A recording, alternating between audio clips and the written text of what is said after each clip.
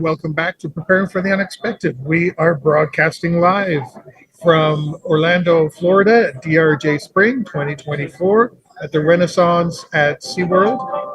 Right? Did I say it right this time? Almost got it. I never get the names right. Top of the next hour. You can tell it's lunchtime and it's loud here in the exhibit hall. We want to thank Stone Road, our sponsor this hour. Stone Road is the firm aiming to help organizations prepare for, respond to, and overcome adverse situations. We have someone in the booth with us right now, Alex. Who do we got? We have Dr. Robert Chandler. Bob, welcome back. Thank you. I'm back. Good to be back. Good to be back. You joined us, excuse me, you joined us at our last live event in Phoenix. I sure did. And I'm glad to be back here with you guys. And it is a little crowded lunchroom today. So it's a great time for everybody in here. Now, Bob, before we went on the air, you were given a mandate by your wife for this segment. Is that correct? Yeah, she first told me not to use any jokes I've used before. And I said, well, how will I remember which ones I used before? And her response was typical wife when she said, you only have 3. So I guess I'm running out of jokes. I don't know what to do. All right, well, let's save your third joke then for a few minutes from now. Now, you're here, you have a workshop? So this year at the conference, I've done different things at this conference over the years. Like somebody told me I was I guess this was my 30th, it's my 30th year here. This is bizarre. I don't even feel that old. I'm only 29. And so yes, I did a workshop here. As we talked about last year, a lot of my research and training and applications are in humans performance areas. And that includes things like I talked about yesterday. So I did a workshop on situational awareness. And situational awareness, just to encapsulate it in a very 18-second quote, runs from personal resilience issues about your own safety and well-being and future and how to drive a car, and how not to fall down the steps and that sort of thing, all the way through leading teams and groups and supervising, managing, coordinating, up to the very highest levels of strategic response, crisis management, strategy achievement. In fact, I told the story yesterday about Colonel John Boyd from the United States Air Force, who began with situational awareness as a pilot. He later trained it to become the aerial combat dogfight training during the Korean War for the United States Air Force.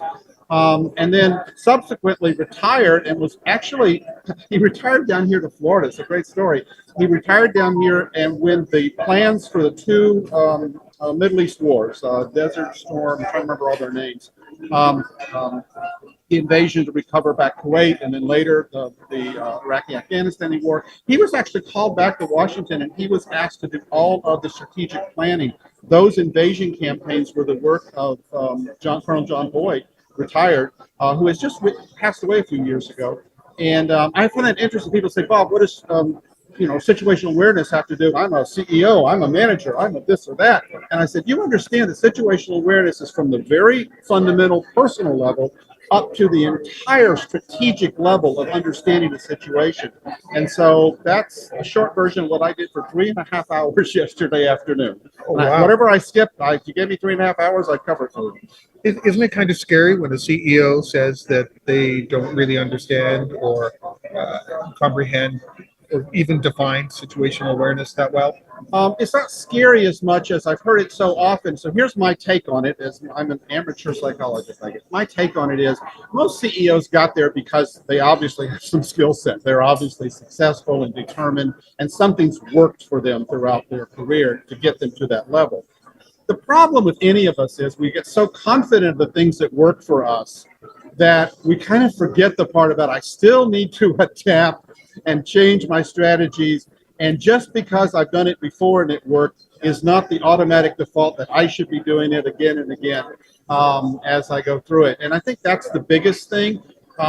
It's not really hubris, and maybe it is. Okay, I'm sorry. I'm using my professor hat now. I won't do that. But there is a bit of wondering that when you get a little overconfident and you forget. Complacency happens at all levels. It happens if you don't think about the guys tossing a brick in his hand at the ATM at night when you walk up to take your money. I'm like, why is the guy standing next to this ATM tossing a brick in his? Yeah, well, that means complacency is, oh, it couldn't mean anything bad. Let me get my $200 out, and then you get hit in the back of the head. But the complacency happens whether you're running a nuclear power plant whether you're a CEO of a company like Enron, well, I won't go through the whole list. You can get very complacent that the things that you've worked before work now. Situational awareness at the strategic level is beginning to understand the same thing that the ancient Chinese generals wrote about, and understanding the battlefield and your enemy and the conditions and the terrain, and adjusting to it. Your strategy may have to change. You know, I'm not a good athlete, and you guys can look at me and see that.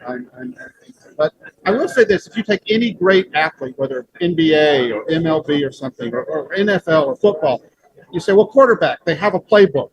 Why would they need to be situationally aware? Well, again, I'm not claiming to be an expert in football plays, but the quarterback may have the best drawn plays in the locker room or in the printed playbook that you have.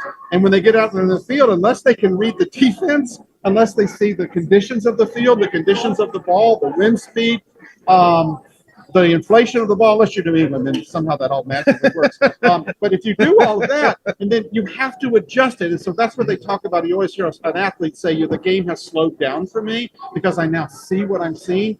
That is all still part of the conversation that I've been training on here about being situationally aware. And I think that's important.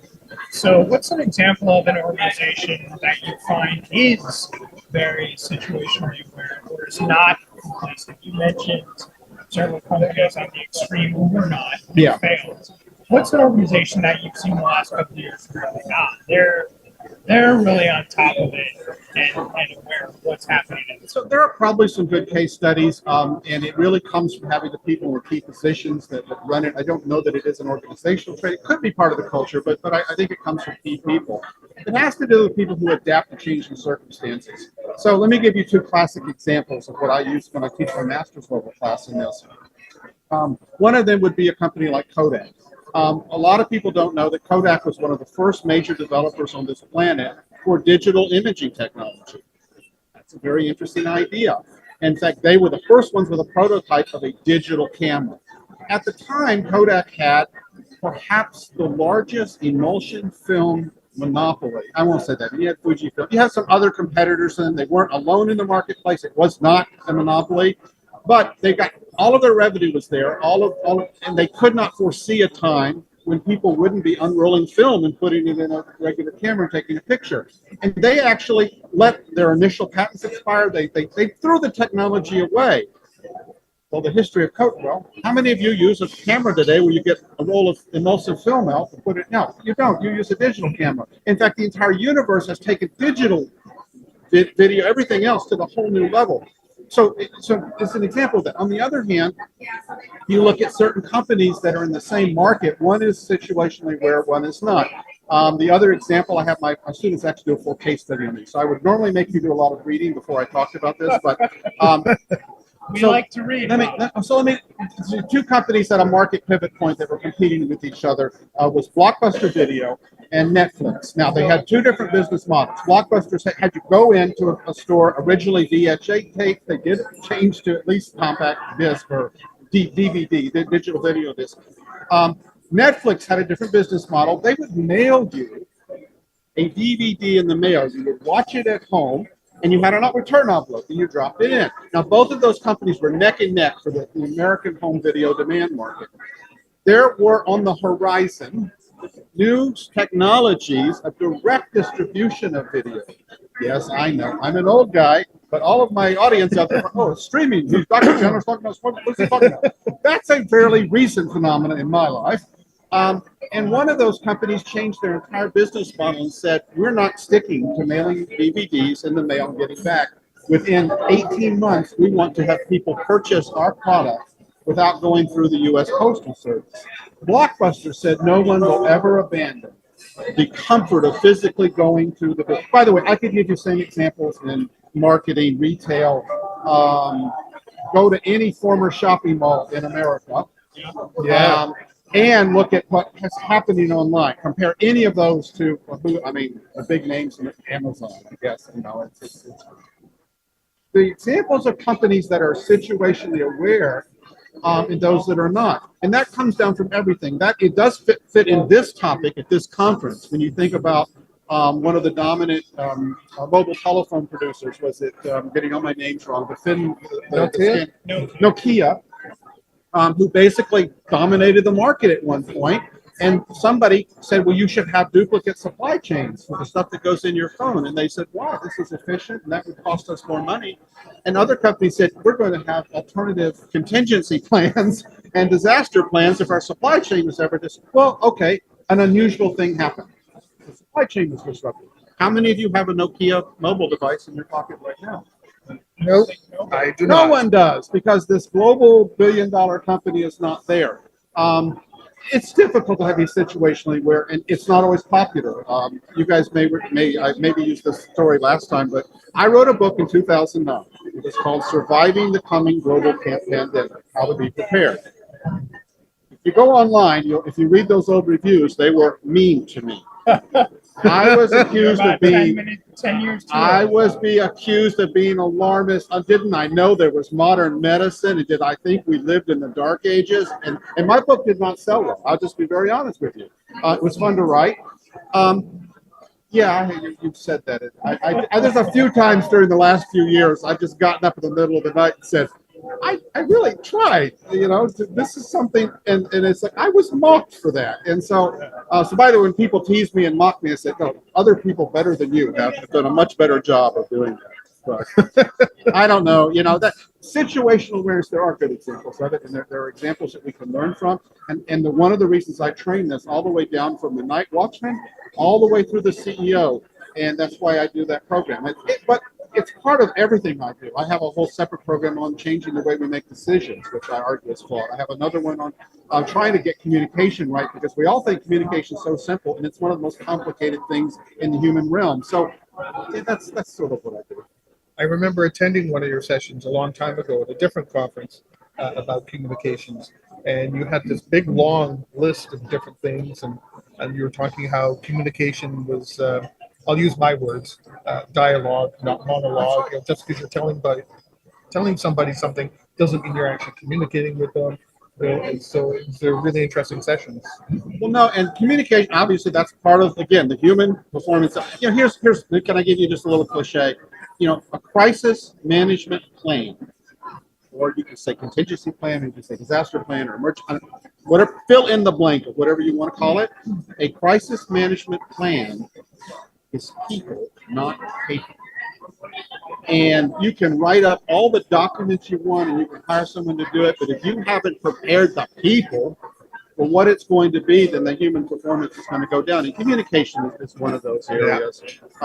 It becomes incredibly. I had a client, I can't tell you their name, I apologize, I did sign an NDA. But I was working with the CEO, and one of their big issues was they said, Bob, look, I'm very clear when I give instructions, and these people none of them tell me they don't understand it, and they go off and clearly they don't understand it. What's wrong with my people? I said, well, let me just be humble here for just a minute. Is it possible it's not something wrong with them? And I said, let's talk about communication. Well, I'm very clear. I said, I understand that. I get it. You asked me the question earlier about CEOs. It's their problem. I'm very clear. And so I asked him just a couple of simple questions. And I said, well, how do you know they understand when they walk away from you? Well, I was clear. I said, have you ever even just stopped to ask someone the question, what is it that I just told you to do? What is it I want you to do? He said, well, they could ask me. No, you're the CEO. They're not. They're not going to say, well, I have no clue what you just said. They're not. Those words are not coming out of their mouth because they want to work here tomorrow. He said, okay, what do I do, Bob? I said, I want you to develop a new habit of asking a question and getting them to repeat back to you every time you've given them critical instructions for what it is. You mentioned dialogue versus monologue. That is part of my philosophy. I want you to have dialogue with them rather than say, I was very clear one time, one shot, you better do it right. Yes, that is a whole approach to it. And that's, to me, this is all tied together. I don't see these as separate silos, but to me, I wrap them all together, is that we achieve our results better when humans perform better. And that's, this room is filled with people who are much smarter than me, and they're selling all great technology and apps and tools. And my research has led me to believe that these things are helpful and they can be very useful. And I'm not, whoever's sponsoring something, I'm getting no sponsor here, so I'm on my own. But if they want to sponsor me, I will brag about their technology. But these are great tools. There's nothing wrong with the tools. But the real performance is having the people prepared.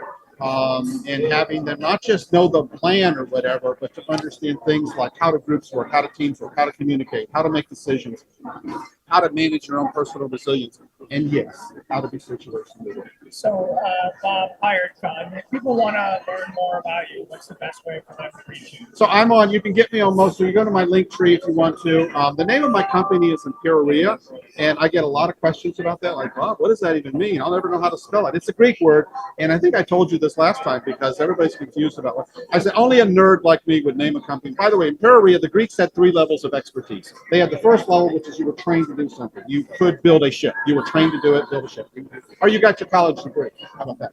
Or your certification. The second one is you were sufficiently knowledgeable and expert that you could train other people to do it. So then you could teach or be a master or have apprentices with you, and that sort of thing. And the highest level for the classical Greeks in antiquity was Empiria, which meant that not only were you trained to do it, not only could you train others to do it, but that you knew what worked of all of the different ways of building the ship or growing the wine or whatever. Or do that.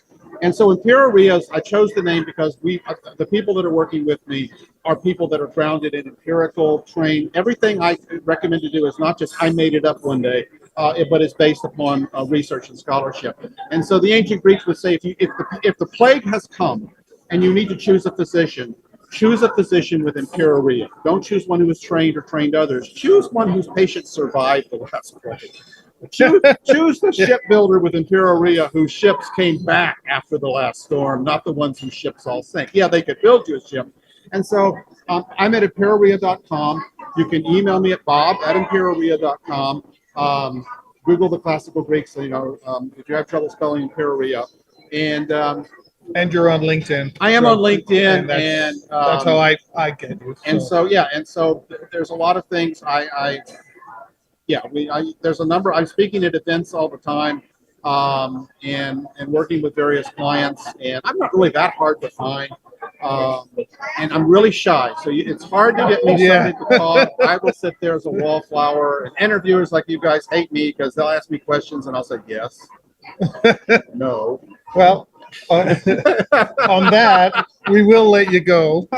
We've got our next guest standing over there, who's another professor, just like you, another doctor. So is that Steve? Yeah, Steve. Yes, I know Steve. Steve's our next guest. Yes, I know Steve. So thanks for joining us. Absolutely. I know you're heading out today, so safe travel. I am. I'm out. We've got another conference we're trying to get to, but we'll be on the road. But if anybody needs me, and feel free. And usually on my business card even has my personal phone number. So just feel free to track me down and look me up. Great. Stay safe, you guys. Thanks for joining us. Thank you very much. Appreciate you stopping by. You guys are great. Okay. All right. I'll let you get Steve in here. If you liked that video, thumbs up. If you didn't like that video, thumbs down. But leave me a message and let me know your thoughts. Of course, don't forget to subscribe. And in the meantime, stay prepared, everybody.